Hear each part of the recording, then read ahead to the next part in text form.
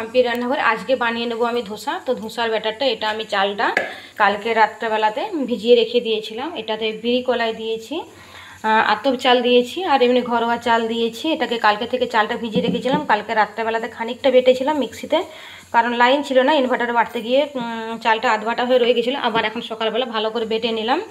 তো চলুন, এখন ধোসার ব্যাটারটা খুব টাইট হয়ে গেছে, এটাকে আমি ভালো করে এখানে দেখতে পাচ্ছেন কি সুন্দরভাবে ব্যাটারটা পড়ছে, এত সুন্দর বাটাটা হয়েছে। তো এটাকে আমি এখন পুরোটা এটাতে ঢেলে নেব। তো চলুন, এখন এটা ঢালা যাচ্ছে না, হাতে করে জল দিয়ে ভালোটি করে আমি এটাকে ঢেলে নিই।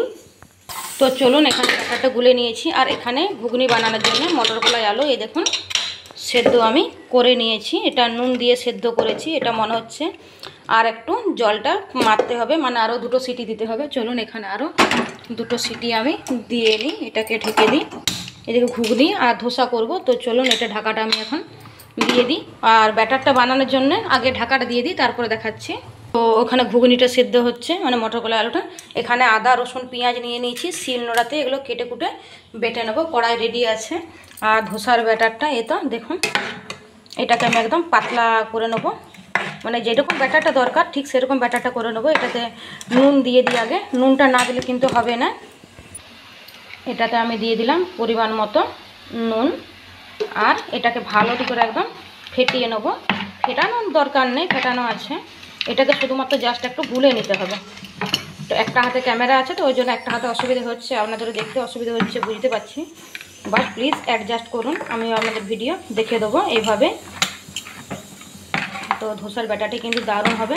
আর যদি আপনারা দুদিন ধরে রেখে দেন তাহলে একটু টকটক ভাবও থাকে, আর আমার কিন্তু টকটক ভাবও আছে।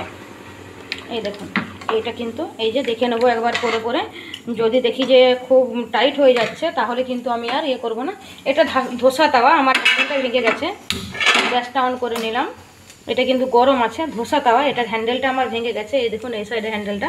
আর একটা তাওয়া কিনে নেবো। তো এখন আমি বেলবো, মানে এটাকে এই যে এভাবে এরকম করে প্লেন যে করব সেটা আমি এটা দিয়ে করব।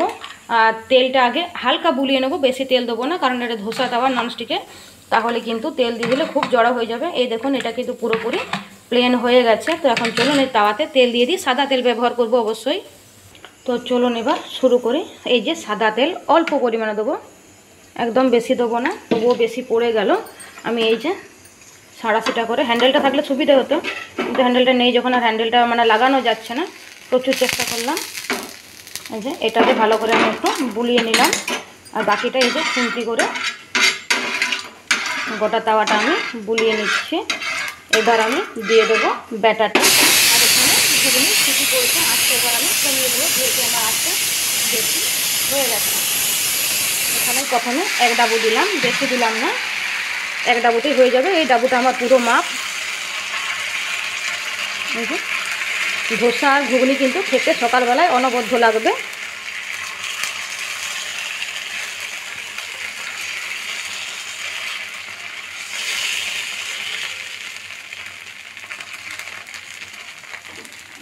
এবার আমি এটাকে ভালো করে ঢেকে দেবো, ঢেকে দিয়ে মিনিট 2 রাখবো।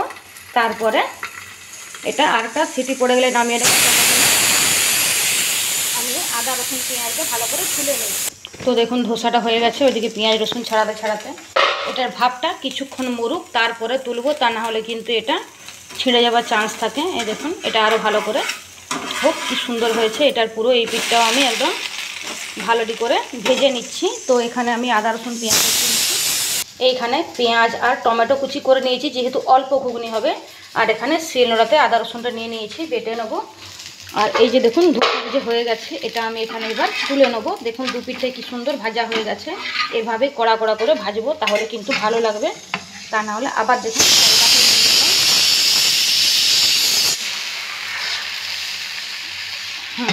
আর এদিকে গ্যাসটা বন্ধ করে দিলাম, এটাকে আমি আবার জলে ভালো করে ডুবিয়ে নিলাম। এবার এই যে এটাকে এইভাবে আমি আবার দিয়ে দেবো।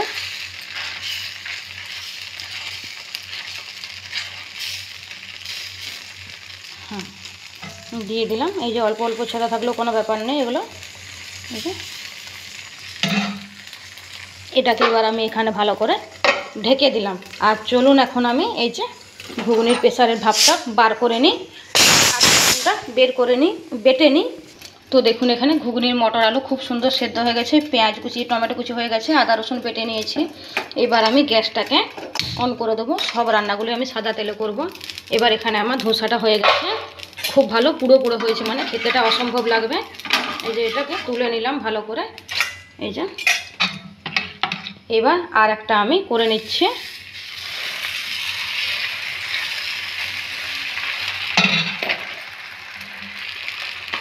এই সাইডে ভালো করে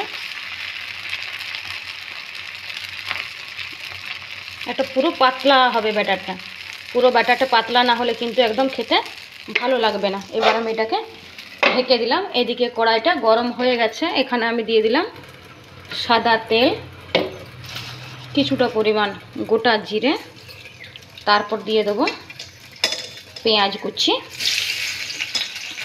এটার জন্য আমি আলাদা খুন্তি ব্যবহার করব। পেঁয়াজ কুচি গোটা জিরে দিয়ে দিলাম ঘুগনিটা করার জন্য। তো এখানে পেঁয়াজটা ভালো করে ভাজা ভাজা হয়ে যায়, ততক্ষণে এখানে যে ধোসাটা হয়ে গেছে এটা আমি তুলে নিই। এটাকে আমি তুলে নিই। পেঁয়াজটা ভাজা ভাজা হতে হতে আমি এখানে দিয়ে দেবো টমেটো কুচিগুলো, আর এখানে আদা রসুন বাটাটা আমি পরে দেবো। আগে আমি শুকনো মশলাগুলো এখানে দিয়ে দেবো। তো দেখুন পেঁয়াজগুলো ভালো করে ভাজা ভাজা কিন্তু অলরেডি হয়ে গেছে, বেশি ভাজলে কিন্তু ভালো লাগবে না। এখানে যে ধোসাটা হয়ে গেছে তেল দিয়ে ভেজে নিলাম, ভালো করে তুলে নিলাম। আবার আমি একটু তেল দিয়ে দেবো, তাহলে কিন্তু ব্যাটারটা একটু ভালো উঠবে। বেশি না, অল্প দেবো, আর বেশি দিয়ে দিলে কিন্তু জড়ো জড়ো হয়ে যাবে। এটাতে আমি আবার এই ব্যাটারটা দিয়ে দিলাম। এই যে এটা করে আমি বুলিয়ে নেব। সবটাই খুব সমঝে করতে হবে, সব কাজটা। এদিকেও পোড়ানো চলবে না, ওইদিকেও ঘুগনিটা ঠিকঠাক রাখতে হবে, আর এটাকেও একদম পাতলা আঁচের মতো করতে হবে। এবার এই যে ঢাকা, আবার আমি ঢাকা দিয়ে দিলাম। ততক্ষণে আমি এদিকে পেঁয়াজটা কিন্তু ভালো করে ভাজা হয়ে গেছে। আদা রসুন বাটাটাই আমি অল্প জল দিয়ে দিলাম। দেখে নিন খুন্তিটা কিন্তু গরম হয়নি, আর পেঁয়াজগুলো কিন্তু পুড়ে যায়নি। এখানে আমি আদা রসুন বাটাটা দিয়ে দিলাম। আদা রসুন বাটাটা আমি দেওয়ার পরে এখানে দিয়ে দিলাম পরিমাণ মতো জিরের গুঁড়ো, পরিমাণ মতো হলুদের গুঁড়ো, পরিমাণ মতো ঝাল লঙ্কার গুঁড়ো। এবার দিয়ে পরে এটাকে ভালো করে আমি মশলাটাকে বেশ খানিকক্ষণ কষিয়ে নেব। বেশ খানিকক্ষণ মশলাটাকে আমি কষিয়ে নেব। ততক্ষণে এই বাটি দুটো এই সাইডে করে দিই। আর এই যে ব্যাটারটা পুরো একদম পুরো হয়ে গেছে, অল্প পরিমাণে জল আবার আমি মিশিয়ে দেবো, তা নাহলে কিন্তু ব্যাটারটা খুব জোর পুরো হয়ে গেছে। কারণ তলে যে জিনিসটা থনিয়ে থাকে, মানে থিনিয়ে থাকে, সেটা কিন্তু পুরো হয়ে যায়। আপনাদেরকে পুরো আমি জিনিসটা দেখাচ্ছি কেমনভাবে আমি ধোসা আর ঘুগনি বানাচ্ছি। এই দেখুন ধোয়া উঠে গেছে, মানে এটা হয়ে গেছে। সঙ্গে সঙ্গে তোলা চলবে না, সঙ্গে সঙ্গে তুলে দিলেই কিন্তু জিনিসটা গোলমাল হয়ে যাবে, মানে ভাবটাতে জিনিসটা ছিঁড়ে যাবে চান্স থাকে। এই যে অল্প আমি পাশে তেল দিয়ে দিলাম, যাতে ভালো করে একদম ভাজা ভাজা হয়ে যায়, তাহলে কিন্তু খেতে কিন্তু দেখতে পাচ্ছেন একদম হাতে লাড়তে হচ্ছে না, পুরো ছেড়ে যাচ্ছে। এই দেখুন হাতে লাড়তে হচ্ছে না, পুরোপুরি ছেড়ে যাচ্ছে। কিন্তু এটা এখন ভাপটা জমে আছে, এটা তুলতে গেলে ছিঁড়ে যাবে। ভাপটা একটু যাক, আর ততক্ষণ একটু ধোসাটা ভাজা হয়ে যায়। যেগুলো সেঁকা আছে ওগুলো আমি খাবো, আর এটা মেয়েকে দেবো, কারণ আমার বেশি তেল চলবে না খাওয়া, খেলেই কিন্তু শরীরে প্রবলেম আছে। এই দেখুন, আর এদিকে দেখুন মশলাটা কিন্তু পুরোপুরি কষানো হয়ে গেছে। মশলাটা যখন কষানো হয়ে গেছে তেল ছেড়ে দিয়েছে, এই দেখুন তেল ছেড়ে দিয়েছে ভালো করে, আপনারা দেখতে পাচ্ছেন। এই যে মটর কলাইয়ের গ্রেভিটা আমি, মানে সেদ্ধটা আমি এখানে দিয়ে দিলাম। তো এটা একটুক্ষণ হয়ে যায়, আর এটাতে আমি দেবো গোটা না গুঁড়ো গরম মশলা।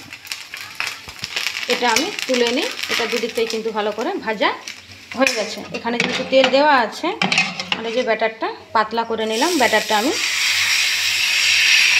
এটা কিন্তু আরও সুন্দর হবে, যেহেতু এটা পাতলা হয়েছে, তখন মোটা ছিল, তখন এই জন্য একটু মোটা মোটা ব্যাটারটা দেখাচ্ছিল। এটা কিন্তু পাতলা করে দিতে জিনিসটা আরও সুন্দর হবে।